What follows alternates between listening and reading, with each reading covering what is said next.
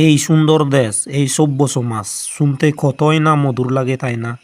এই দেশের অধিকাংশ মানুষ নিজেদের শিক্ষিত বলে দাবি করে, অথচ প্রজন্ম হতে প্রজন্ম এই নিজেদের শিক্ষিত বলা দাবি করা পরিবার থেকে, নিজেদের শিক্ষিত বলা সমাজ থেকে, নিজেদের শিক্ষিত বলা রাষ্ট্র থেকে অহরহ নরপিশাচ তৈরি হচ্ছে।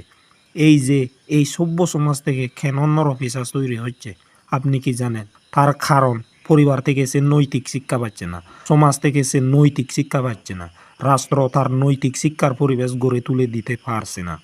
একটা শিশু ছোটকাল থেকে কিশোর বয়স পর্যন্ত যে শিক্ষা পায়, সে সেই শিক্ষা বড় হয়ে আচরণ করে, এটাই সত্য।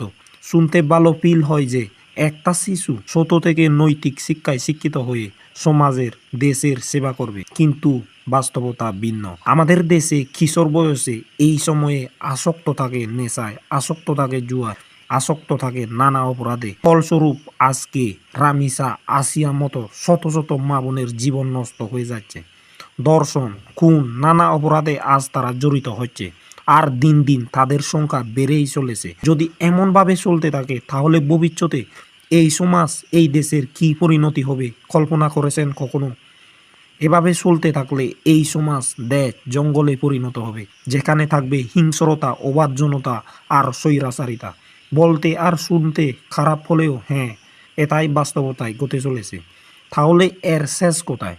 যদি একটা দেশের মোট জনসংখ্যার 70 থেকে 80% মানুষের নৈতিক চরিত্রের অবনতি ঘটে, তাহলে সেই দেশ কখনো একটা সুন্দর সভ্য দেশ হিসেবে গড়ে উঠতে পারে না। কারণ খারাপ মানুষের সংখ্যা বেশি, তাহলে কয়েকজন ভালো মানুষ কি করবে? তাই এখনও সময় আছে। প্রত্যেক পরিবারের অভিভাবক, সমাজের দায়িত্বরত মুরব্বী, রাষ্ট্রের, সরকারের নিজ নিজ দায়িত্ব থেকে এমন ভূমিকা হওয়া উচিত যে প্রত্যেক শিশু কিশোর যেন সুশিক্ষা ও নৈতিক চরিত্রের জ্ঞান লাভ করতে পারে। কোন কর্ম খারাপ, কোন কর্ম ভালো এবং তাদের নিজেদের ঠিক কোন কর্ম করা উচিত তা যেন উপলব্ধি করতে পারে। তাহলে এই দেশে কোনো দর্শক, খুনি, ছিনতাইকারী, সন্ত্রাসী হতে পারবে না, আর কোনো মা বোনের ইজ্জত আর জীবন নষ্ট হবে না।